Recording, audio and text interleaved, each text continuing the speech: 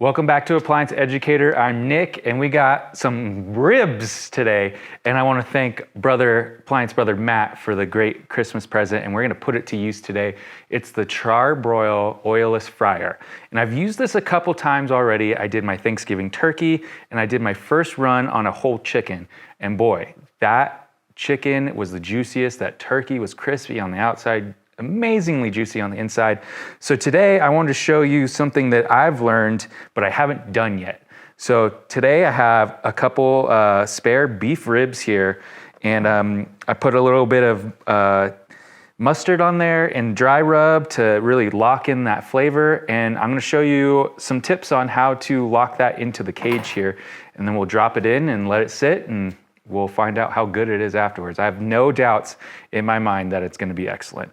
So let's go for it. So what I'm thinking here is we're gonna skewer these right through the top with 2 each. And then these skewers will just kind of lay right in here like so. And we'll lock these in like so and push this up against so we can have our room for our second.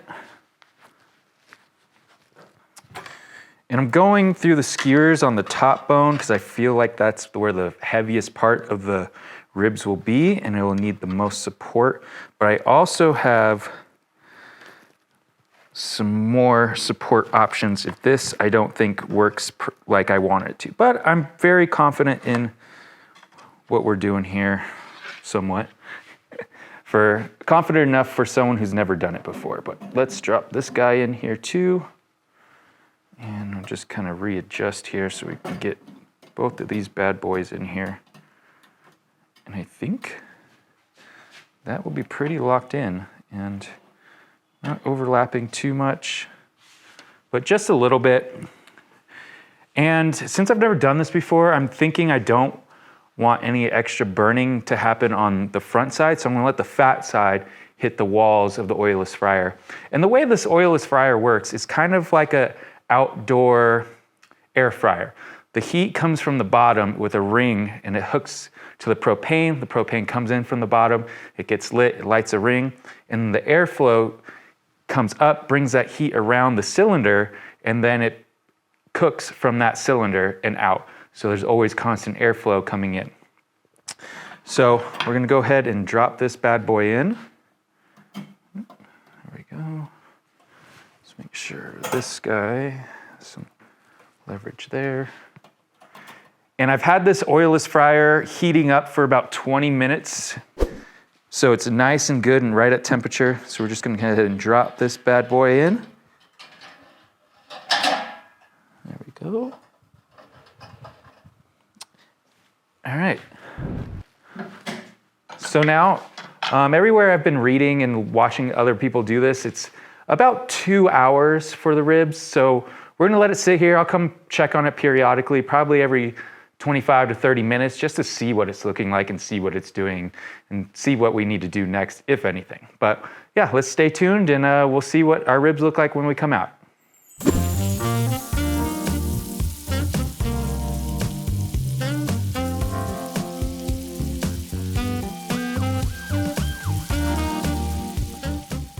All right, so this has been going a lot faster than I anticipated.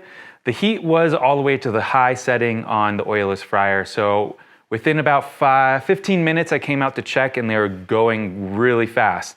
So what I did is I turned it down about to medium low, and I let that go for another about 20 minutes. So I'm gonna pull them out now. I'm gonna flip them. I'm gonna put some sugarless barbecue sauce on them because one of the tips with this cooker is it says don't use rubs or sauces that have too much sugar because the sugar will caramelize and then burn very quickly in this cooker. So let's get it out, let's check it, and then we'll probably throw it back in.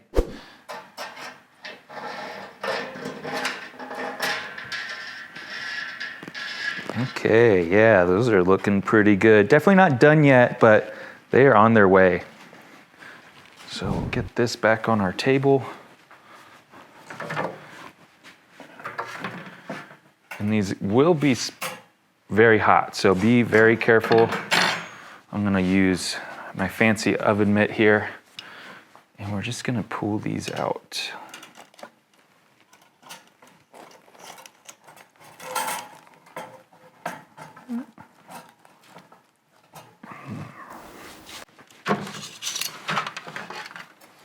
Oh yeah.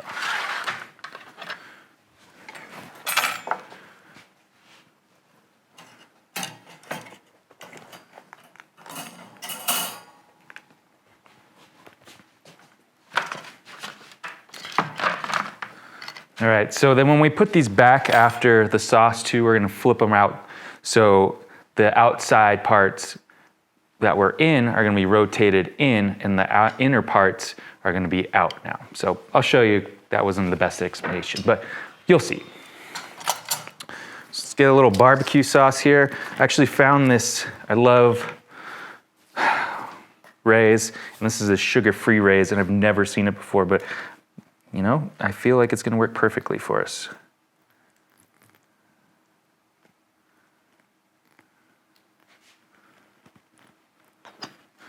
I'm not overdoing it with the sauce yet. You know, once they're done, you can kind of put some more as you please on it. I'm not the super saucy rib guy, but who doesn't like a little bit of sauce, right? All right. I think I'll rub this in a little bit, pat it around.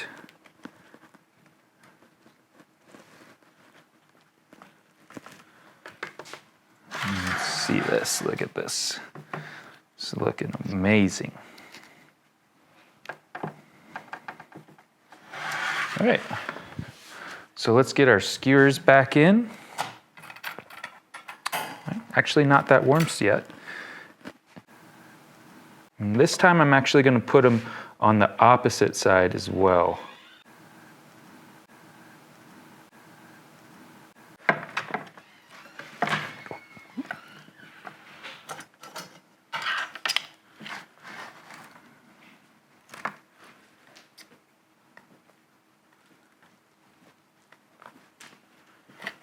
Okay, and like I said, so this side was on the inside, and now this time I'm going to put that on the outside.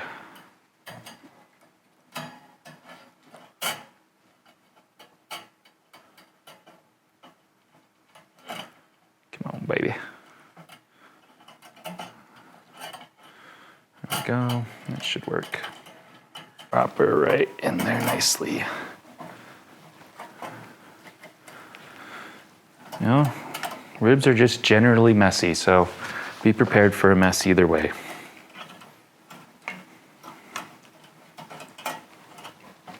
All right, let's get our hook, and we'll drop her back in.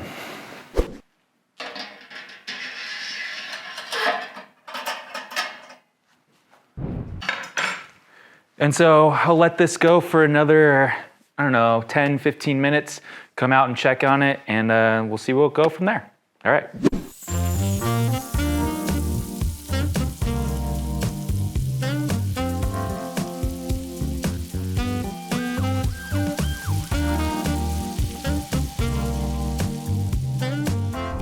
All right, so we've been cooking just over 2 hours. I let it turn down to medium like I told you on the last break.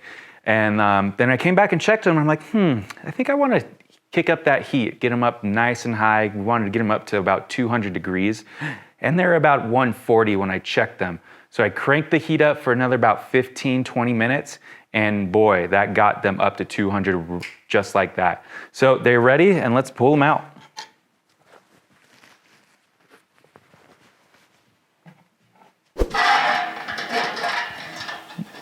Get out of there. There we go. And would you look at that? We'll do a nice 360 here.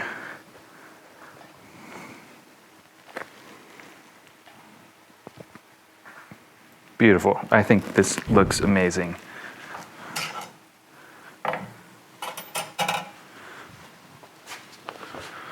So what I'm going to do to pull these out, I'm going to use this very nice mitt, and I'm going to use the hook as well.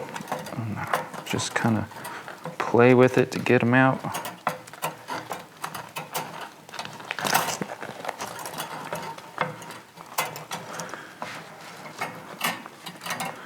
Alrighty, that's one set.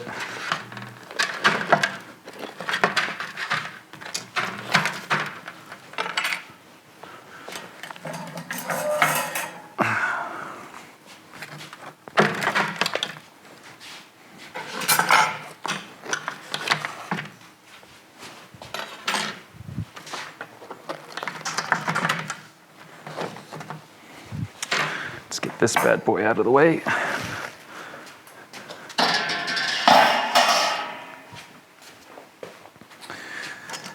And,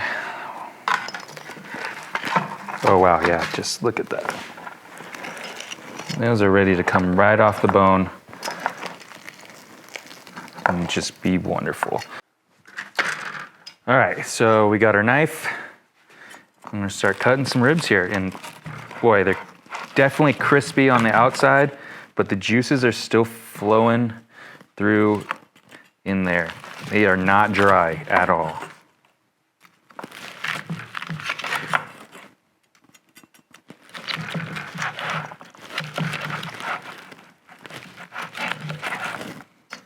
Oh, my mouth is literally drooling right now. I just had to suck it back up. But look at these bad boys here.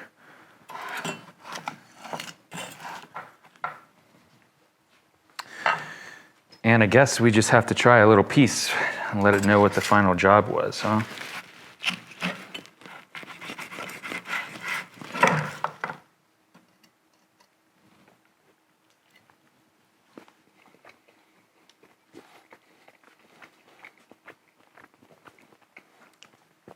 Oh my goodness, and look who it is, Brother Matt, the one who, you are the reason for this right now, for this great Christmas present. That's right, And yeah. here, buddy. I never read that book you gave me. It's okay, I didn't expect you to read. Oh my God, oh my God. Oh dude, it is so juicy. It's like super crispy on the outside too. Oh my God, this is so good. Dude, this is phenomenal. Yes, and Char-Broil, you really outdone yourself. This is a great product. I've used it for so many different types of meat. Oh. Go get yourself one. It's super easy to use, super easy to clean. You just take these pieces out, give them a little hose down, wash them out, and you're on to the next meal. I might buy one for myself. That is killer. phenomenal. Well, thanks for tuning in to Appliance Educator. Like, subscribe, and go check out Char-Broil. We'll put a link in the description below for you to go get your own. We'll check you out next time.